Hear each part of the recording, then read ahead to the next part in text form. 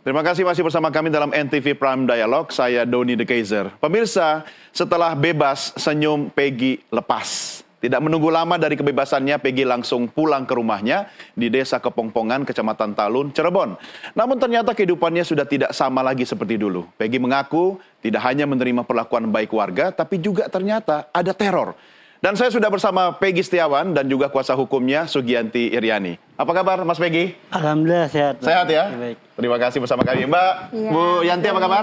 Baik. Sehat ya? Alhamdulillah Oke. sehat. Anda sadar nggak kalau Anda sekarang jadi orang yang paling populer di seluruh Indonesia? Alhamdulillah. Ya, semua orang menyebut nama Peggy gitu kan? Ya, pertanyaan klise, tapi bagaimana perasaannya? Ya perasaan saya sih ya cukup alhamdulillah bahagia sih, terharu luar biasa sih. Nggak nyangka aja sih. Ya, setelah pulang apa yang Anda rasakan? Ya setelah pulang saya merasakan kembali mendapat kebahagiaan yang sesungguhnya sih. Kebahagiaan sesungguhnya yaitu kebahagiaan yang bisa karena bisa kumpul lagi bersama keluarga, bisa bertemu, bercengkrama, bisa melihat secara langsung keluarga gitu aja. Ya, tapi katanya sudah tidak beda lagi, walaupun misalnya mendapat perlakuan hangat, tapi ada teror juga. Maksudnya apa sih, Mas Kalau Peggy? misalkan teror tuh saya kurang tahu, soalnya saya belum sempat cross check ke rumah sih, jadi ya saya kan ibarat sering bolak-balik ke sini, jadi belum tahu ada perkembangan di sana. Ya, mudah-mudahan nggak ada lah ya. Amin. Ya, nah saya juga mau klarifikasi soal perlakuan kasar yang katanya Peggy itu selama dalam tahanan juga ada pukulan dan siksaan. Itu seperti apa? Ya itu waktu pertama saya masuk kan di ruang penyidikan, itu ada ya sedikit, ya pemukulan sedikit. Terus ya selebihnya udah nggak ada sih. Pas waktu masuk ke ruang di ruang tahanan tuh nggak ada sama sekali. Sedikit itu kayak apa itu maksudnya? Ya berupa pukulan aja. Kayak gimana? Kasih contoh saya coba. Ya pukulan di sini aja. Hah? Di mata? Iya, sekitar sini. Mata sebelah kanan? Iya dari sini. Yang mukul adalah Ada ya anggota ada. anggota yang menginterogasi? Iya seperti itu. Kenapa kok dia tiba-tiba mukul atau? Ya karena mungkin saling kan beradu argumen, maksudnya kan mereka tetap dalam pendirian mereka bahwa saya bersalah, dan saya juga tetap dalam pendirian saya bahwa saya tidak bersalah, seperti itu. Kemungkinan ini mawar kemungkinan. Karena sama-sama ngotot, Iya. akhirnya Ya, dia nggak sabar. Iya gitu, seperti itu. Jadi yang mata sebelah kanan ya? Kurang lebih. Tapi sekarang udah nggak apa-apa? Udah alhamdulillah, udah aku sabar sedikit. Oh, maksudnya cuma pukulan itu yang dirasakan Iya. atau ada pukulan-pukulan atau siksaan lain? Ya paling cuma injakan sih kaki di sini. Injakan itu cuma ya? Iya cuma karena ya menurut saya sih ya nggak berasa, nggak apa-apa sedikit. Oh. Nggak terlalu berat lah, contoh itu lah. Nggak terlalu berat maksudnya karena banyak orang lain yang mengalami lebih berat atau gimana tuh? Kemungkinan seperti itu, kemungkinan. Oh, oke. Bu Yanti, Anda selama Peggy kemudian sudah bisa bebas, sempat ngobrol sejauh apa sih soal hal-hal yang tadi saya diskusikan sama Peggy? Kalau hal itu sih waktu pertama saya ketemu Peggy di awal Peggy ditangkap itu, saya tanya gimana kondisinya, ada tekanan tidak? Ya ada Bu, katanya sedikit pukulan, dan saya diharuskan mengaku seperti itu. Dan saya tegaskan lagi, Peggy emang kamu melakukan itu enggak? Tidak Bu, demi Allah, kan waktu itu saya memang ada di sana di Bandung sedang bekerja, Ibu juga kan tahu waktu 2016. Jadi akhirnya ya sudah, kalau memang kamu tidak, kamu harus bertahan, apapun yang terjadi kamu harus bertahan. Mungkin memang ada pukulan, dan dia pun bilang waktu saya pergi pada saat hari pertama saya mendampingi dia, katanya cuma ditutup kresek malamnya pas saya, karena disuruh ngaku gitu. Ditutup kresek itu cuma ya? Iya, kata Peggy-nya seperti itu, pengakuan Peggy-nya terhadap saya seperti itu. Itu sempat ini juga ngap gitu, tapi akhirnya dibuka gitu. Ya, karena untuk mengaku bahwa kamu pelakunya, kan memang saya udah kasih tahu kalau memang tidak ya jangan ngaku gitu, seperti itu. Kan saya juga menegaskan lagi, kamu melakukan nggak?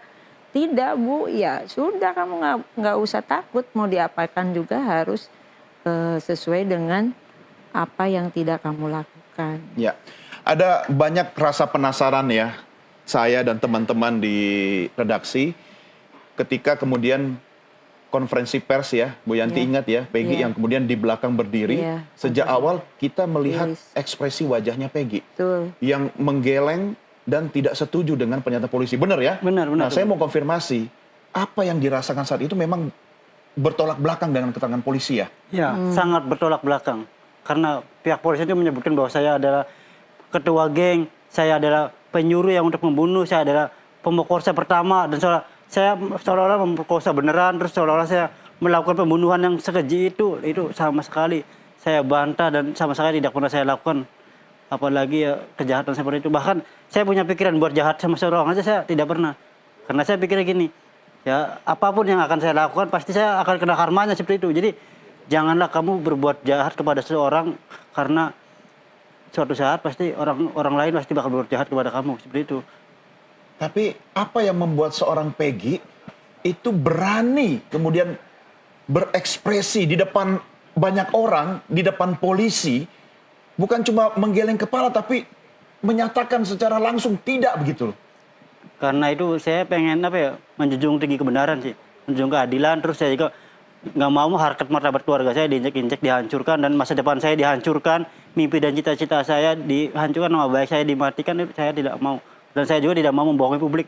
Jika saya tidak bicara maka sama saja saya membohongi publik, membohongi kedua orang tua saya, membohongi keluarga saya, dan membohongi Allah Subhanahu wa taala. Maka dari itu resikonya saya sudah tahu, maka saya akan, meskipun resiko saya berat atau resiko saya mati itu saya rela, karena saya pengen menegakkan kebenaran seperti itu.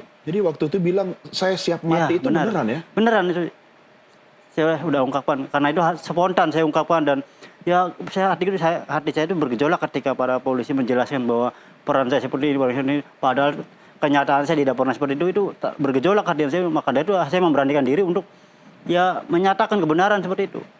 Oke. Saya tidak bersalah. Saya bisa membayangkan dalam suasana tertekan, Ya. disiksa, tapi kok masih punya keberanian. Apa sih yang dibayangkan Peggy waktu itu sampai akhirnya punya energi dan punya tenaga untuk menolak hal itu? Yang saya bayangkan adalah keluarga. Bagaimana cara keluarga saya, pokoknya keluarga yang saya paling ingat adalah keluarga. Kalau misalkan bukan keluarga, mungkin saya tidak akan sekuat itu sih, seperti itu. Siapa yang dibayangkan saat itu? Sosok siapa? Semua, dari mulai mama, adik-adik saya, dan bapak saya, dan keluarga saya semua. Saya selalu membayangkan itu, karena saya selalu berdoa tuh ya minta yang terbaik, minta perlindungan sama yang di atas. Terus ya saya selalu yakin bahwa kebenaran itu pasti akan menemukan jalannya, gitu. Iya. Seperti itu. Iya. Dan ketika akhirnya Anda pulang ketemu dengan orang tua, mama khususnya, bagaimana itu? Ya sangat bahagia, terharu. Ya saya tidak bisa mengungkapkan kata-kata. Pokoknya ini seperti mimpi aja, bisa kembali bertemu keluarga, bisa kembali ya bismillah aja, bisa kembali melanjutkan mimpi dan cita saya gitu. Ya, tapi waktu selama dalam tahanan nggak boleh nonton TV kan? Nggak boleh sama sekali. Jadi nggak tahu betapa Nggak tahu. mama Anda itu Nggak tahu. setiap hari menangis. Nggak tahu, ya? nggak tahu sama sekali. Jadi saya benar-benar komunikasiku belum ditutup. Jadi saya nggak tahu dunia luar. Jadi saya tahu juga dari tahanan yang baru masuk. Contoh misalkan hari ini ada tahanan baru yang baru masuk, ditempatkan di kamar saya, di kamar sekitar saya itu. Jadi mereka ngomong, ih kamu nih kemarin hebat nih di luar, kita ramai kamu semua gitu. Jadi kamu ada di mana-mana, kamu tuh banyak pendukungnya gini-gini, kamu kuasa hukumnya banyak katanya. Nah itu juga saya baru tahu itu. Saya bertanya dalam hati, emang iya gitu? Ah bohong kamu, kuasa hukum dari mana? Saya kan nggak punya, ibaratnya saya kan keluarga yang nggak mampus, jadi nggak mungkin lah ibarat hati saya bisa nyewa kuasa hukum. Tapi ternyata kan alhamdulillah, jadi ya dari awal kan pertama memang benar. Jadi saya kan Ibu Yanti dari pertama sama Mas Andan itu dari pertama menemani saya. Jadi ya kan saya pikir kan cuma Bu Yanti sama Mas Andan aja nih yang mau nemenin saya, yang tulus itu. Tapi ternyata setelah saya di dalam itu banyak sekali kuasa hukum yang benar-benar tulus membantu saya tanpa dibayar loh. Ini Bu Yanti sama teman-teman kan semuanya tanpa dibayar. Luar biasa, saya sangat berterima kasih sih, saya nggak nyangka. Gimana ceritanya sampai akhirnya mempercayakan kasus Anda kepada Bu Yanti? Karena Bu Yanti itu sudah dianggap sebagai keluarga sih. Jadi kan ibu saya udah lama kerja sama Bu Yanti, kerja di rumahnya. Jadi ya Bu Yanti juga paling baik sama keluarga saya, tulus lah. Gimana Bu Yanti? Karena kebetulan saya adalah pengacara dan ibunya Peggy bekerja di rumah saya, akhirnya dengan adanya masalah Peggy seperti ini, saya mau tidak mau harus berada di garda terdepan karena ibunya Peggy adalah bagian dari keluarga saya, dan itu saya sudah mengikuti perkara Peggy di tahun 2016 juga pada saat terjadinya penggeledahan di tanggal 1 September 2016. Itu saya sudah tahu dengan dibawanya 2 motor yang tanpa ada berita acara apapun. Itu memang sudah saya ikuti sejak tahun 2015. Jadi perkara Peggy ini di tahun 2016 saya sudah tahu Sudah seperti ikutin itu. sejak Sudah awal ya. ikuti sejak Dan awal. selain itu juga memang sangat mengenal keluarga Peggy ya, khususnya ibunya ya. Khususnya ibunya. Tapi ketika seorang pengacara atau penasihat hukum mengenal keluarga, bukankah takutnya malah ada bias gitu? Saya tidak pernah berpikiran seperti itu. Saya menganggap bahwa ibunya Peggy adalah bagian dari keluarga saya. Jadi saya harus berada di garda terdepan. Dan pada saat ayahnya Peggy kan sudah berpisah dengan ibunya, pada saat ayahnya Peggy mengatakan di Bandung, kan Peggy ditangkap di Bandung, mengatakan, Bu, anak saya ditangkap. Kok bisa ditangkap? Ya saya juga nggak tahu, Bu. Tiba-tiba ada surat penangkapannya, nggak ada. Jadi saya hari itu juga malam itu langsung berangkat ke Bandung, dan saya ke Polda Jabar itu jam 9 pagi. Saya mengatakan, langsung saya berteriak bahwa ini adalah salah tangkap. Ini salah tangkap. Itu adalah putra dari RT saya. Ini bukan Peggy alias Peron yang dituduhkan sesuai dengan DPO yang disebarkan oleh Polda Jabar. Saat itu penyidik bilang, Ibu jangan bilang seperti itu. Emang ini salah tangkap. Saya bilang saya mau mengajukan penangguhan penahanan. Udah Ibu tunggu aja dulu. Nanti Ibu ada waktunya untuk klarifikasi. Yang penting Peggy tidak apa-apa. Jadi saya itu baru Jadi bisa maksudnya ketemu. polisi yang penting nangkap dulu ya waktu itu ya? Iya, jadi jam 9 dari 9 pagi saya baru bisa ketemu Peggy jam 9 malam. Dan itu mendampingi pas Peggy sudah ditetapkan sebagai tersangka. Tapi saya menarik sekali tadi pernyataan Peggy ya, bahwa kenapa dia tidak melakukan kejahatan, karena dia yakini kalau kita berbuat jahat akan kembali kepada kita ya. Betul, Kok betul. Peggy bisa punya prinsip seperti itu, bagaimana itu ceritanya? Ya karena dari dulu saya selalu diajarin seperti itu kepada sama orang tua saya. Jadi kamu jangan berbuat jahat, jangan nakal, jangan sombong, karena apa ya, ketika kamu bermain api kamu akan kebakar seperti itu. Iya. Jadi itu yang selalu tanam dari diri saya. Maka dari dulu saya juga bingung, apa masyarakat mempertanyakan kenapa ada orang yang tega gitu, tega menuduh seseorang yang sama sekali orang itu tidak bersalah gitu, seperti itu. Iya. Dan apapun istilahnya, karma, tabur tuai, apa yang kita tanam Betul, akan kita tuai ya. tuai, Oke, iya. baik. Bu Yanti, Mas Peggy, kita break sejenak, kita akan lanjutkan di segmen berikutnya. Pemirsa, jangan kemana-mana, tetap bersama kami. NTV Prime Dialog segera kembali sesaat lagi.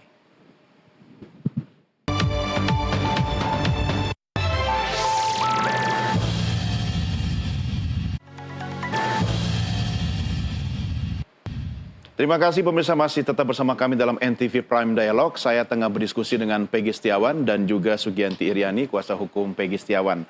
Bu Yanti, Ya. kenapa kemudian akhirnya ketika Anda memutuskan membantu Peggy, ada keyakinan dari diri Anda bahwa memang Peggy tidak bersalah?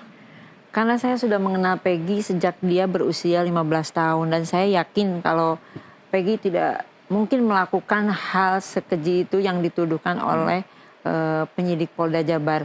Dan saya juga sering sejak 2016 setelah Peggy kembali ke Cirebon karena dia bekerja di Bandung, itu kita sempat komunikasi juga karena Peggy sempat beres-beres di rumah, mengecat rumah. Dan saya bertanya setelah penggeledahan itu apa ada surat panggilan dari kepolisian atau tidak. Tidak, Bu, ya berarti kamu bukanlah orang yang dimaksud oleh penyidik. Karena saat itu pun kan tidak ada panggilan apapun terhadap diri Peggy setelah penggeledahan itu. Jadi saya pun yakin selalu menanyakan, kamu tidak melakukan apa yang dituduhkan? Tidak, Bu, saya kan ada di Bandung.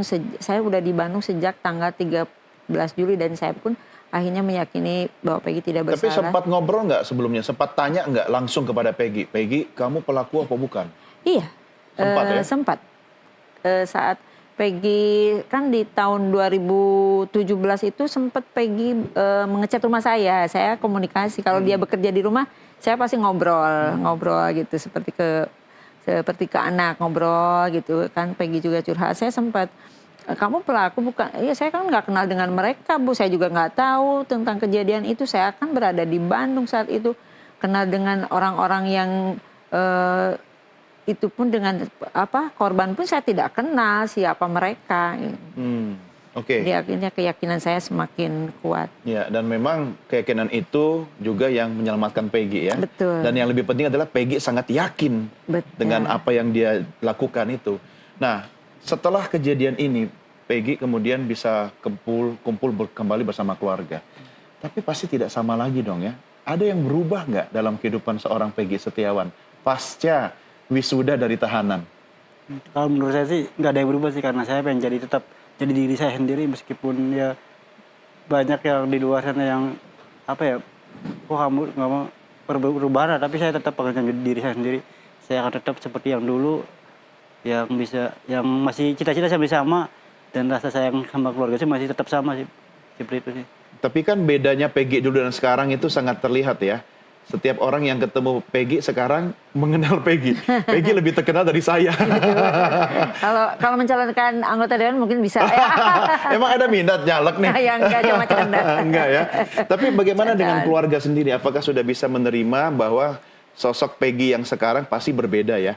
Artinya Peggy yang Insya Allah. sekarang dikenal oleh seluruh orang di Indonesia.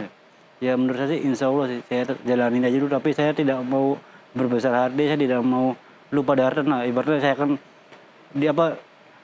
Tetap rendah hati. bangun ibarat dari dasarnya dari bangunan, kuli bangunan, saya tetap akan melanjutkan sih, insya Allah melanjutkan kuli bangunan dan tetap melanjutkan apa yang dulu saya pernah kerjakan akan terus lanjutkan, apa yang dulu saya impikan akan terus saya lanjutkan, apa yang dulu saya perjuangan akan terus perjuangan, seperti itu. Jadi setelah ini akan kembali bekerja di bidang bangunan begitu? Iya, insya Allah. Kapan itu? Itu ya setelah saya menikmati itu bersama keluarga sih, baru saya memikirkan untuk Iyalah ya, jangan langsung kerja lah ya. Santai dulu lah ya. Santai dulu. Setelah di tahanan ya, mendapatkan perlakuan yang seperti Iya. itu ya wajar lah ya. Iya. Tapi yakin akan kembali jadi buruh bangunan? insya Allah, karena jika memang saya sepenuhnya diserahkan kepada yang di atas sih. Jika memang rezeki saya di kuli bangunan ya saya lanjutkan, jika memang ada rezeki lain yang menurut Allah jauh lebih baik, saya akan coba ambil, seperti itu aja. Main sinetron misalnya? Maksudnya seperti saya nggak punya bakat buat acting sih. Ya, mungkin ada produser yang bisa melihat. Iya, insya Allah. Tapi Ya. saya serahkan aja semuanya sama takdir sih. Gimana apa baiknya di itu. Iya, akan bekerja di Cirebon, di Bandung atau di mana Ya kira-kira? seperihal itu saya serahkan semuanya kembali pada rezekinya di mana. Rezeki sekalipun rezekinya ada di Sabang, Merauke, saya ambil, seperti itu. Oke, cuma masalahnya sekarang kalau ngontrak Peggy sekarang honornya beda ya. Nasi Padang aja 2 cukup. Kalau Peggy lagi ngerjain bangunan ya Bu Yanti ya, yang ngerumunin yang nonton dia banyak. Nah, ya, minta selfie dulu ya. Iya. Tapi ada satu hal yang saya mau tanya ke Peggy ya, bahwa ketika mendapatkan perlakuan yang tidak wajar di dalam tahanan, sikap misalnya habis disiksa, dipukul, diinjak tadi, itu reaksinya gimana? Yang reaksi saya ya nggak apa-apa, saya ikhlasnya menerima karena Diam saya aja? ya saya cuma bisa diam karena saya nggak bisa ngelawan, karena ya saya sadar yang dihadapi itu bukan orang biasa gitu. Nah sekalipun meskipun orang biasa saya juga tidak akan melawan, karena saya gini prinsipnya, biarkan orang menyakiti saya tapi saya jangan menyakiti mereka, seperti itu. Karena saya menyerahkan semuanya yang di atas sih, seperti itu. Masih ingat nggak siapa yang menyiksa Peggy? Masih Namanya masih ingat? Siapa namanya? tapi saya tidak ingin menyebutkan karena saya sudah mengikhlaskan, seperti itu. Oh oke, sebut saja Mawar ya. Ya mawar. Kalau misalnya ada sosok itu di depannya Peggy sekarang, apa yang Peggy mau sampaikan? Ya saya mengucapkan terima kasih banyak Pak. Ya, itu merupakan jadi pembelajaran untuk saya untuk bisa menjadi lebih ikhlas untuk menerima keadaan, lebih ikhlas untuk menerima sesuatu permasalahan lah. Karena saya itu di sana mengambil hikmah banyak sih. Jadi saya tidak menjadikan itu sebagai keluar dari sini dendam, enggak pernah. Saya justru lebih ikhlas, belajar lebih ikhlas itu memang di sana sih. Seperti itu. Hikmah apa yang dirasakan langsung sama Peggy? Ya, hikmahnya banyak sih. Kalau di dalam kan ya hikmah untuk bisa mendapatkan ilmu ikhlas, terus bisa belajar jauh, jadi pribadi yang jauh lebih baik lagi, terus bisa lebih mendekatkan diri kepada yang di atas, seperti itu. Oh, itu ya. Jadi sudah mengikhlaskan dan memaafkan. Iya, benar. Ya, sekali lagi saya mau dengar kalau di depan Peggy ada sosok polisi yang kemudian kita sebut saja Mawar tadi itu, iya. apa yang mau Peggy katakan untuk memaafkan sosok itu? Ya, untuk kedepannya semoga Bapak bisa jauh lebih baik lagi, jauh lebih profesional lagi, karena saya tahu ini tugas Bapak, memang ini ada tugas Bapak, ini ada pekerjaan Bapak, dan saya juga sangat mendukung, karena saya kami semua kan mendukung polisi, sangat butuh sama polisi, jadi seperti itu ya. Saya pengen yang terbaik aja sih buat kedepannya, seperti itu aja. Oke. Setelah press conference yang kemudian Peggy berontak itu, kan langsung dibawa masuk kembali ya ke tahanan ya. Apa yang dialami setelah itu? Apakah ada perlakuan yang kemudian tidak wajar kembali karena aksi Peggy yang menantang waktu itu? Iya, itu memang saya sempat berpikir bahwa saya itu ya habis nih saya gitu. Karena saya kan mencoba untuk menegakkan kebenaran, menegakkan ya mengelakkan undang-undang saya lah. Jadi saya sempat berpikir pesimis, tapi saya tetap yakin di dalam itu sambil berdoa tuh tetap yakin bahwa saya itu ya jangan takut kalau misalkan saya benar saya nggak takut seperti itu. Jadi saya insya Allah terus berdoa yakin bahwa saya itu nggak akan apa-apa dan pada akhirnya benar semua doa-doa saya itu terkabulkan. Jadi pas saya di bawah itu pas nyampe di atas mereka cuma ngomong kamu tuh kalau misalkan ngomong tuh ada waktunya nanti di sana gitu. Di sana mana kata saya itu. Ini kan saya memberi kebenaran Pak, saya kan ngerasa nggak bersalah kok, ngerasa nggak melakukan sesuatu kejahatan seperti itu, kenapa dibilang difitnah seperti itu? Saya juga apa ibaratnya nggak terima dalam arti apa? Kok tega kalian itu bisa memfitnah orang yang tidak tahu apa-apa seperti itu. Terus kata dia tuh, ya udahlah kamu masuk dulu, jangan banyak ngomong, masuk aja gitu. Seperti itu sih. Oh, artinya aman ya, tidak aman, mendapatkan perlakuan kasar ya? Aman, nggak ada apa-apa. Sementara mungkin di mata polisi, aktivitas Peggy waktu itu mempermalukan polisi begitu kan? Kemungkinan. Bu Yanti, kalau respon keluarga sendiri terhadap kasus hukum yang sudah selesai ini, kemudian terkait misalnya ganti rugi dan sebagainya bagaimana? Tim memang sudah membicarakan itu karena Peggy juga kan 49 hari tidak bekerja. Tapi belum secara peaknya belum dan mungkin kalau nanti gugatan ganti rugi itu sudah dibuat secara peak, kita akan berkoordinasi dengan keluarga apakah memang gugatan ini mau diajukan atau tidak. Mungkin untuk rehabilitasi sih kan mungkin harus memulihkan nama baik Peggy. Iya, tapi soal ganti rugi serius kan? Kalau rehabilitasi mungkin kita harus kayaknya wajib harus dilakukan. Kita juga mengejar waktu. Nah, kalau Peggy sendiri soal ganti rugi gimana? Saya sepenuhnya menyerahkan semuanya kepada tim kuasa hukum. Jadi biarkan mereka yang menentukan karena mereka yang lebih mengerti hukum, saya tidak mengerti hukum seperti itu. Iya, enggak, itu adalah hak ya. Iya, artinya hak, Peggy betul. berhak karena sudah mendapatkan perlakuan yang seperti itu 49 hari ya. Iya, Pak. Ya, kurang 1 hari 50 ya. Dapat piring itu. Dapat piring 2. Dapat piring 2 lagi. Waktu di dalam tahanan memang makannya pakai piring. Oh, enggak pakai nasi bungkus aja gitu. Nasi bungkus. Oh ya, makanya dapat piring bahagia Iya, dong harusnya. bahagia senang. Ya, artinya itu adalah hak ya. Paling tidak Peggy bisa menggunakan haknya itu untuk merancang kehidupan setelah ini gitu kan. Nah, kalau misalnya ada peluang untuk mengajukan ganti rugi, Anda setuju kan? Ya, saya masih setuju aja. Setuju. Soal nilainya? Saya kurang tahu, menyerahkan lagi sepertinya kepada tim kuasa hukum, biar mereka yang menentukan. Iya, karena ini yang hitung-hitungan yang tahu pasti soal kuasa hukum ya. Iya, karena ada mungkin aturannya ya. iya, Kalau Bu Yanti betul, sendiri lihat sesuai. soal hitung-hitungan gimana yang wajar ini? Ya sesuai aturan aja. Kita tidak perlu melambungkan sesuatu yang ini kan Ya, tapi barangkali kan nanti. imaterialnya ini loh. Ya imaterial kan memang tidak terhingga ya. Ya. Tapi ya sewajarnya masuk logika lah ya, jangan terlalu ini mungkin Wajar dibesar-besarkan. dan logikanya menurut Bu Yanti seperti apa? Ya kan dalam undang-undang itu hanya ganti rugi itu 50 juta ya. Mungkin imaterialnya kan kita juga tidak perlu melambung gitu ya, sesuai dengan undang-undang aja mungkin kita juga imaterialnya. Iya. Tapi artinya kan bisa disesuaikan dengan rencana kehidupan Peggy setelah itu. Ya, Paling tidak mungkin ada itu. modal untuk memulai hidup mungkin baru kan? seperti itu, kebutuhan dilihat Ya. dari kebutuhan keluarga saja. Oke, baik, kita rehat sejenak ya, kita lanjutkan segmen berikutnya. Pemirsa, tetap bersama kami segera kembali sesaat lagi.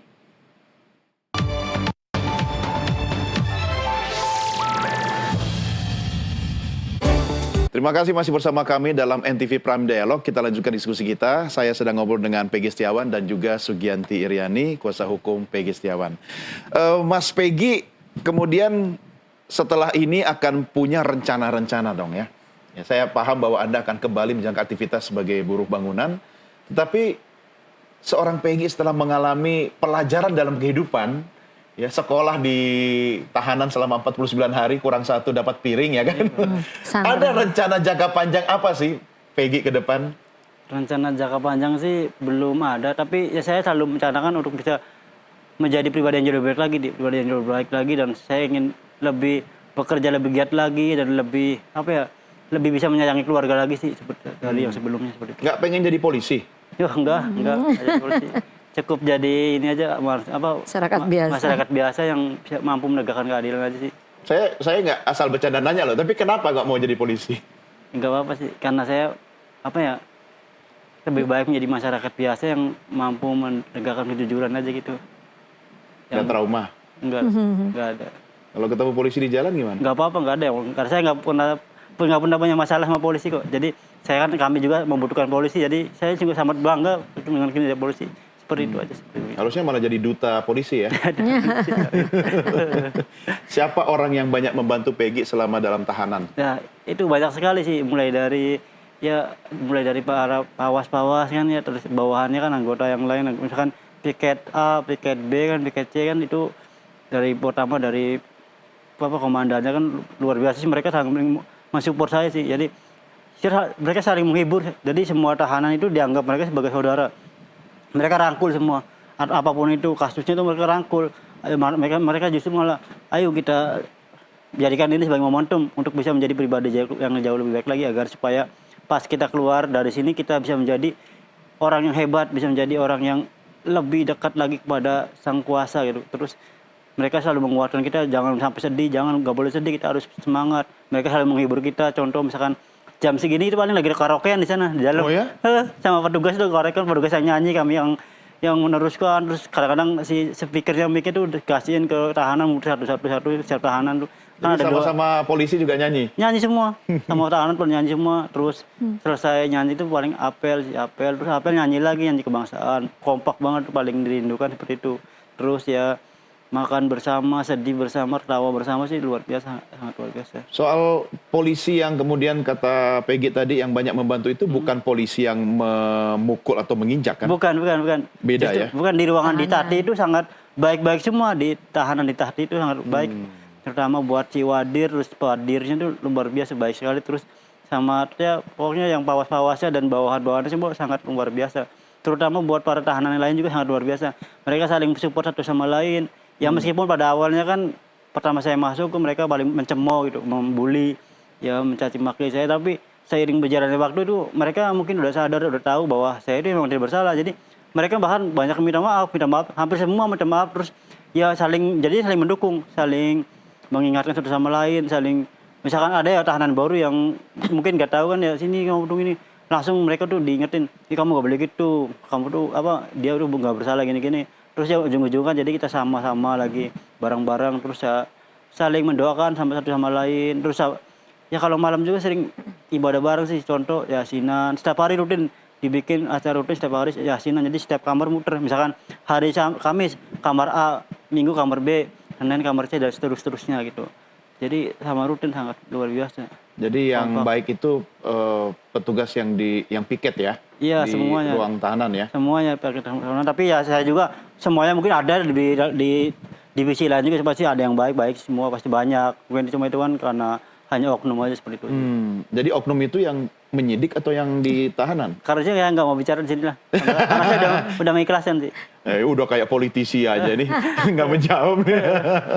Ya memang salah satu cara mengikhlaskan itu ya melupakan ya. Melupakan. Iya. Karena saya pengen Memaafkan, fokus ke depannya, fokus masa depan aja, nggak mau mengingat ke masa belakang seperti itu. Ya, tapi ketika Peggy kemudian sudah bisa berkumpul sama keluarga, kalau kita ingat soal kasus Vina kan sebenarnya mulai lagi dari nol ya, belum selesai. Betul. Nah, soal Aep sendiri, gimana Peggy? Ya menurut saya Aep itu ya keterangannya kan palsu. Dia tuh kan nyudutkan saya. Jadi saya rasa ya bukan saya sama sekali tidak menantang, tapi ya jika memang benar, dia memang benar mengetahui saya, kemarin kita tukar pikiran gitu. Kita ceritakan sebenarnya, jangan sampai ada orang yang terjolimi, jangan sampai ada orang yang tidak bersalah tapi dikorbankan gitu. Jadi ya kita sama-sama, ya kita benar, kita saling sama-sama tukar pikiran, saling sama-sama membukalah semuanya agar supaya kebenaran itu bisa terungkap, agar supaya korban juga bisa mendapat kebenaran kan, bisa mendapat keadilan, agar supaya keluarga korban juga bisa ibaratnya bisa lega gitu, bisa akhirnya bisa pelaku yang sebenarnya bisa tertangkap seperti itu. Ya, ini kesempatan Peggy mungkin bicara ke Aep ya. Kita harapkan dia menyaksikan tayangan kita. Kalau Aep menyaksikan acara kita, apa yang mau disampaikan ke Aep? Iya, terutama buat Aep, kalau misalkan kamu benar, ayo kita saling diskusi, kita saling tukar pikiran bagaimana kita saling ibaratnya nih menentukan nih, jika kamu benar ya kamu harus bisa menjelaskan, dan jika saya benar jika saya juga bisa menjelaskan. Jadi kita jangan sampai ada orang yang terjolimi, jangan sampai ada orang yang harus menanggung kesalahan yang tidak pernah mereka rasakan gitu, dan jangan sampai ada orang yang terkambing hitamkan, karena kasihan kan, kamu juga pasti punya harapan, punya masa depan. Jadi kamu bisa gini, bayangkan aja gimana rasanya jika adik kamu atau saudara kamu dikambing hitamkan oleh kesalahan yang tidak pernah dia lakukan itu. Dan kasihan juga korban kan butuh keadilan. Keluarga korban butuh keadilan, keluarga korban butuh kepastian. Jadi ya kalau misalkan kamu benar, ayo kita diskusi rundingan itu. Seperti itu aja sih sebenarnya. Gimana caranya Aib bisa ketemu Peggy? Ya saya serahkan pada proses hukum dia. Oke. Biar mereka jawab. Kalau ada Aib, Bu Yanti bagaimana berkomunikasi? Ya kalau ada aib ya saya lapor polisi bahwa aib sudah ada biar dia menjelaskan tentang apa yang dia sampaikan di dalam BAP itu tidak benar atau mungkin disuruh mencabut BAP yang tidak benar itu. Ya, dan sampai sekarang kan keberadaannya belum diketahui ya? Iya betul, belum diketahui. Kalau kira-kira nih, menurut analisa Bu Yanti itu, Aib itu ada di mana sih? Saya kurang tahu Aib di mana, cuma informasi dari masyarakat setempat Aib itu kan memang tidak bukan orang Saladara kan, memang daerah situ namanya Saladara, tapi Aib itu orang Bekasi, di situ tuh hanya kos seperti itu. Mungkin bisa aja dia pulang ke Bekasi atau kemana saya nggak tahu. Dia sembunyi atau disembunyikan? Ya bisa disembunyikan karena dia memberikan keterangan yang tidak benar itu pasti ada orang yang di belakangnya gitu. Masa dia berani mengatakan hal yang sebenarnya tidak sesuai fakta. Tapi ya kita tidak tahu siapa yang di belakangnya. Iya, ya ini kita kan, saya bukan polisi, bukan hakim, Iya, jaksa juga. jadi Tapi kalau kita kita tidak punya obrol bukti. santai, jangan-jangan Aib itu juga selain apa ya, yang menyebabkan kekisruhan ini, tapi dia juga korban karena ada yang menekan kali ya. Analisa kita Iya, seperti analisa, itu. ya, Ya, dengan analisa tidak bermaksud menuduh ya. Ya, tidak bermaksud menuduh, hanya analisa kita seperti itu. Kok Aib sampai berani mengatakan kebohongan gitu, hal-hal yang sampai menyudutkan orang dan membuat orang yang tidak bersalah harus menjadi terpidana, kan itu kasihan juga. Ya, ini salah satunya kan, Ya, contohnya betul, kan. salah Hidupnya satunya. Peggy bisa seperti Peggy ini bisa gara-gara seperti Aib ya. karena keterangan Aib. Jadi kapan dilaporkan Aib itu? Kalau dari kuasa hukum terpidana, 5 terpidana sih sudah melaporkan Aib ke Barreskrim. Mungkin kita hanya nanti menguatkan saja kalau memang harus Aib Tapi tetap akan dilaporkan. melaporkan juga ya? Iya, insya Allah. Oke. Kalau Peggy sendiri, ketika akhirnya nanti akan ketemu Aib, kalimat pertama atau pertanyaan pertama yang mau disampaikan ke Aib apa? Ya kenapa kamu tega melakukan mengucapkan kata-kata bohong, gitu, kata-kata palsu kepada saya. Padahal saya juga tidak pernah mengenal kamu, saya tidak punya salah sama kamu, dan saya juga tidak pernah memiliki niat jahat sama kamu, seperti itu. Kalau misalnya Aib juga dalam kondisi tertekan, ada hal-hal tertentu yang menyebabkan dia terpaksa melakukan itu, kira-kira sikap Peggy gimana? Ya ayo berkata jujur gitu, jangan takut. Meskipun taruhannya nyawa sekalipun jangan takut, karena kita harus bisa memperjuangkan kebenaran, gitu. Seperti itu sih. Tapi kan Aib tidak seberani Peggy. Ya itu kembali lagi, itu pilihan dia gitu. Mau dia tersisa sendiri apa mau dia jujur, seperti itu aja. Seperti itu. Jadi Peggy bisa membantu Aib nggak? Ya kalau misalkan itu bukan ranah saya sih, jadi saya kan nggak kenal sama dia, jadi dia nggak ada, saya juga menyerahkan semuanya pada kuasa Ya hukum. maksudnya membantu dia biar jujur gitu kan? Iya, kalau Memotivasi dia biar jujur seperti gitu. itu. Seperti yang tadi saya katakan, saya kan selalu berusaha buat ngajak dia secara baik-baik, coba untuk berkata jujur, untuk bisa ayo kita bongkar itu, ungkap apa yang sebenarnya terjadi. Itu pertanyaan saya seperti itu. Mengapa dia bisa menyatakan hal yang keterangan palsu seperti itu? Iya. Apa yang sebenarnya terjadi seperti Ya itu? biar semuanya tuntas, Iya, terang sebenarnya benderang tuntas, ya. biar korban bisa dapat keadilan, dan keluarga korban juga biar nggak penasaran lagi itu, kan keluarga korban pernah bertanya-tanya itu kejadian seperti apa kan, simpang siur itu. Ya. Seperti itu. Setelah Peggy kembali ke rumah, apakah sudah pernah ketemu dan berkomunikasi dengan keluarga Vina? Sama sekali belum. Belum. Belum. Ada keinginan nggak untuk ketemu? Untuk saya pribadi sih ada, cuman kan berhubung saya nggak ada kaitan sama dia, saya nggak kenal sama mereka juga, jadi saya kembali lagi serahkan semuanya pada kuasa hukum, jadi biarkan menentukan seperti Ya. itu. Tapi kalau misalnya ketemu dengan keluarga Vina, apa yang mau disampaikan? Ya saya terutama untuk mengucapkan beberapa sungkawa sih, karena saya berduka cita atas meninggalnya saudara itu Vina. Terus saya juga pernah punya adik 2 perempuan, jadi saya bisa merasakan bagaimana rasanya jika adik saya diperlakukan seperti itu. Jadi saya berduka cita. Harapan saya juga semoga ini pelaku sebenarnya bisa terbongkar, bisa tangkap, dan masalahnya bisa terbongkar agar supaya korban bisa mendapatkan keadilan, agar supaya ya yang salah tetap salah, yang benar tetap benar itu. Yang salah harus dihukum, yang benar harus diselamatkan, seperti itu. Oke. Kalau sosok polisi Rudiana sendiri di mata Peggy gimana? Kalau itu, saya nggak mau komen sih, takut ngomong, takut salah ngomong, karena saya nggak ngerti hukum, jadi biarkan kuasa hukumnya yang ngomong, seperti itu sih. Gimana Bu Yanti? Untuk Rudiana, ya saya maunya Rudiana menjelaskan dan mengklarifikasi atas apa yang dia laporkan dan membuat kekisruhan dalam perkara Vina dan Eki. Kasihan juga kan, apalagi Kan itu sudah kan, diperiksa internal polisi bahwa clear katanya. ya itulah makanya clearnya kan di mana, ini kan semua kasihan terpidana perkara ini kan dari awal sudah direkayasa seperti itu. Banyak juga kan seperti Liga Akbar yang mengatakan bahwa dia tidak waktu itu dia tidak mengatakan sebenarnya dan dia diarahkan untuk mengatakan itu kan, seperti itu. Pasti kan berarti ada rekayasa, jadi tolong bertanggung jawab atas apa yang sudah dia perbuat, jelaskan kepada masyarakat semua dan jelaskan kepada kita sehingga perkara ini menjadi simpang siur. Iya, kan bisa mampir ke polsek lah ya. Iya, sebentar ya.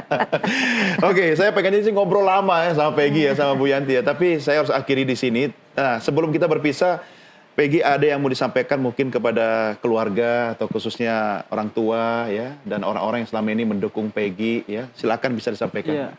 Terutama buat keluarga, saya mengucapkan sangat terima kasih banyak karena berkat doa keluarga semua, terutama buat mama, buat bapak, adik-adik saya dan seluruh keluarga besar saya, doa mereka tersampai sama Allah Subhanahu wa Ta'ala. Dan untuk semua orang-orang yang sudah menyayangi saya, terutama buat Ibu Yanti yang pertama kali menangani kasus saya, dan Mas Adnan dan tim-tim yang lain yang ke-74 itu, dan masih banyak simpatisan saya yang di luar sana yang sukarelawan mendukung saya tanpa dibayar, tanpa pamrih. Mereka tuh rela meluangkan waktu, menghabiskan waktu siang malam, mereka bekerja keras untuk bisa menegakkan keadilan di Indonesia ini. Alhamdulillah semua ini akhirnya bisa tercapai gitu. Akhirnya Allah bisa mengabulkan doa mereka semua dan doa saya, dan saya juga mengucapkan terima kasih kepada seluruh media yang selalu mensupport, selalu memberikan dukungan kepada saya. Mungkin tanpa media saya tidak akan pernah tidak akan bisa seperti ini sih, tidak akan bisa kembali seperti ini sih, karena media itu menurut saya paling nomor satu, luar biasa. Dan saya juga mengucapkan terima kasih banyak kepada seluruh kru dan